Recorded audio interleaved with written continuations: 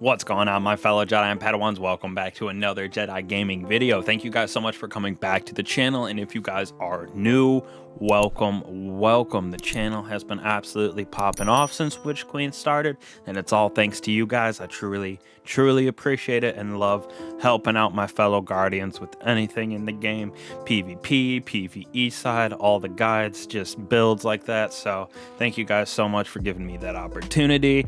Love it and love all you guys inside of the community. So thank you guys again. Now in today's video, we are going to be going over the Osteo Striga SMG that we got this season on our Warlock, pairing that with the Necrotic Grips Exotic Gauntlets. This combination is probably one of the craziest synergies that we have in the game between a weapon and armor piece. Absolutely nutty for that ad clear, like I said, especially when you throw it on a Void Warlock right here. So this right here is the setup for the build. We have a couple different parts to go over, including the extra weapons we're going to be using, why we're using Void, and how the pairing of Osteo Striga and the Necrotic Grips along with our other mods just make this build absolutely nutty. So first off, we're going to go with our super here. So we are going to be using our Void Walking super with the Cataclysmic Nova Bomb. So this is one that travels slow. Once it explodes, those seekers track our targets. We're going to be using our Healing Rift, Balanced Glide, Pocket Singularity, as well as our Vortex Grenade. Moving on to our aspects for this boy, we're actually going to be using Chaos Accelerant so we can actually overcharge our grenades to make them more deadly. So we have increased size and duration for our Vortex Grenade that we will be using. And then right here is super key for the build, having Devour being procced by our Void ability kills. So we basically have this at all times with this build going on. For our fragments right here, we have Echo of Instability, so defeating targets with grenades grant us volatile rounds on our weapons. So this is basically for that extra 10 strength, and then for our heavy weapon as well. Next, we have Echo of Undermining right here. Void grenades weaken our targets just so we can do an extra little bit of damage with our weapons if we have those grenades hit.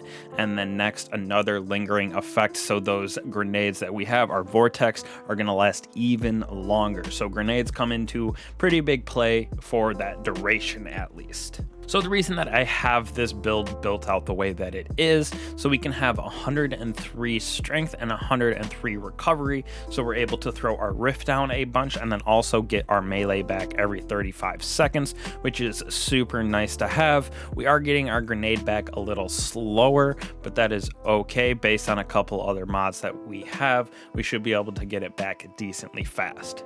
So for our armor here, first off on our helmet, we're going to have Charged Harvester. So this, while you are not charged with light, any defeat or assist has a small cumulative chance on causing you to become charged with light. We're going to be using this charged with light to deal more damage on enemies via some of our other mods.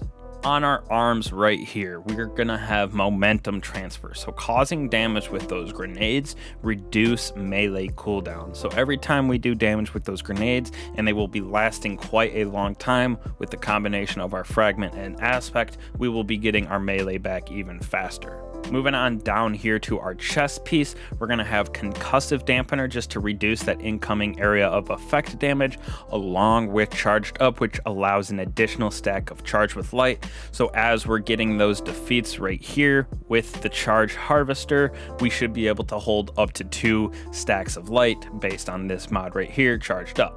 Moving on to our legs, we're going to have SMG holster, so our Osteo Striga will reload if we ever have to put it away, but with the catalyst we really shouldn't have to, except for some maybe DPS phases. And then we're going to be using high energy fire, so once we get charged with light with our other mods, we are going to be doing more bonus weapon damage until we defeat a certain combat. So this is going to be nice for doing that little bit of extra damage on some of those bigger enemies, and we will be using this for ad clear, so we are going to be charged with light quite quickly and quite often. Finally, down here, we're going to be using Outreach twice on our class item, so it reduces our melee cooldown once again when you're using your class ability. That just pairs perfectly to our 100 recovery and 100 strength right here. So we're basically having melees back instantly, causing that Devour to be procced super nice with those void ability kills, and it pairs perfectly with our Necrotic Grips. Lastly, we have Radiant Light on here actually. Now, casting your super causes nearby allies to become charged with light. For me, we're going to be using this inside of GMs, raids, stuff like that. So it's nice to give your fellow squad mates some charge with light. But even if you're going in alone and you aren't using this to its full potential, that plus 20 stat increase is super nice on it because Outreach mods are also arc, so it procs that second ability for Radiant Light, which gives me plus 20 strength, which just helps me max out my double 100 build right here.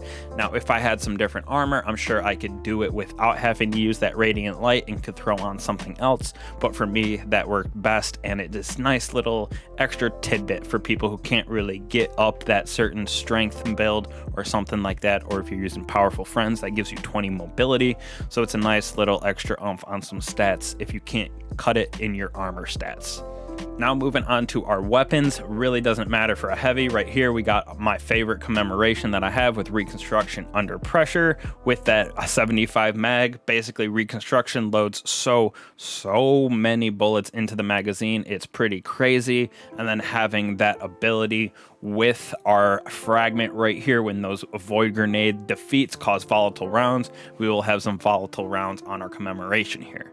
Next, we got our Forbearance with Ambitious Assassin and Chain Reaction, so we can use that for a little extra ad clear. Plus, it does pretty good with damage, in my personal opinion, especially once we weaken some of those stronger enemies. Now, the reason that we are making this build right here, one of my favorite SMGs they have come out with exotic-wise. This thing is absolutely crazy, especially when you're pairing it with the Necrotic Grips that we have over there. So first off, for this exotic, we have a couple perks that I want to cover. So the first trait that I want to talk about is Toxic Overload.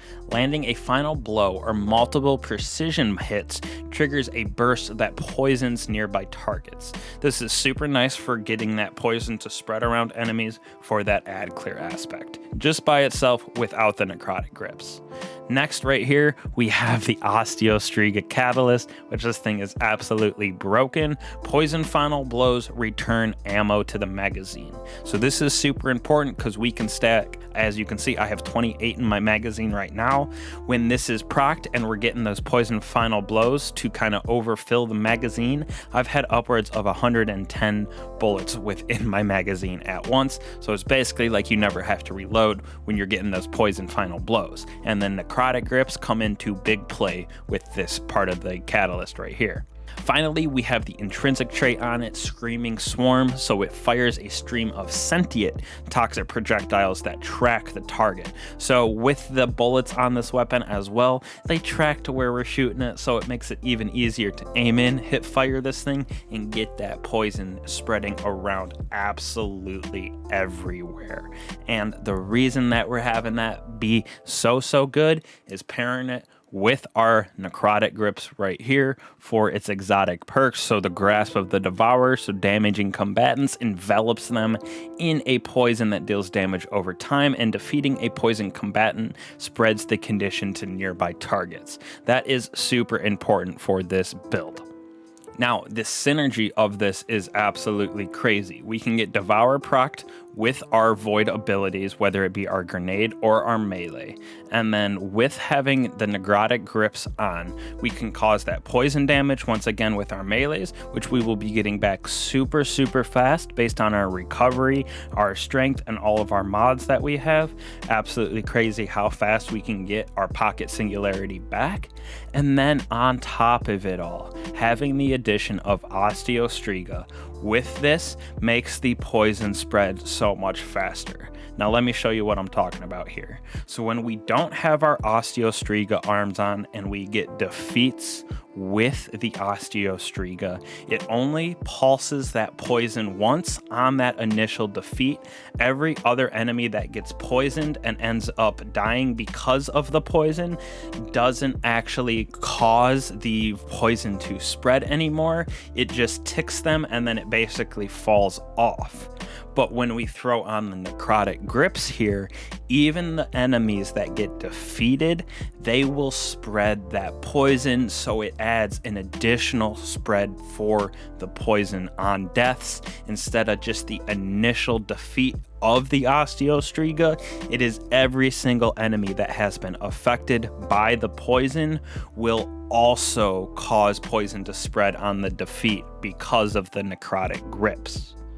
Now, it might be kind of hard to tell the difference in the two videos that I showed with just having it proc off of a single person when they die instead of when you don't have the Necrotic Grips on, compared to when you do have them on and you get that defeat, it'll keep spawning even off of those ones that get poisoned. Instead of getting hit by the weapon, they will continue to spread the poison on death. Now, another addition that makes this synergy absolutely crazy is when you get a melee kill with the Necrotic Grips and you spread that poison around, it actually refills the magazine of the Osteo Striga because of that catalyst that we have where poison final blows refills the magazine. So if you're in a tight bind in a corner or something and you have your melee charge, you can charge your melee and kill somebody with it, and that poison starts to spread and you will just automatically start reloading your Osteo Striga,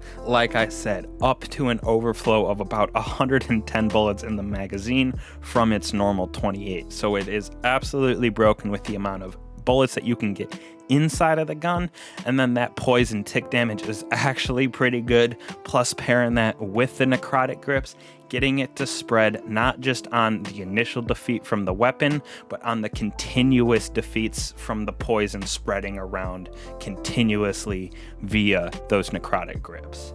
This build is absolutely broken for ad clear, and you can build it out a lot of different ways. Pairing it with different weapons. If you're going to go with some elemental well mods, you can pair it differently, get some extra damage on other weapons. But this build right here for me has been a go-to with ad clear. Absolutely love it. Hopefully you guys too. Definitely check it out. Get those Necrotic Grips and get that Osteo Striga Exotic SMG. Become the Poison King and spread that boy everywhere. I'm talking everywhere. So thank you guys so much again for watching. I'll catch you guys in the next one. Peace.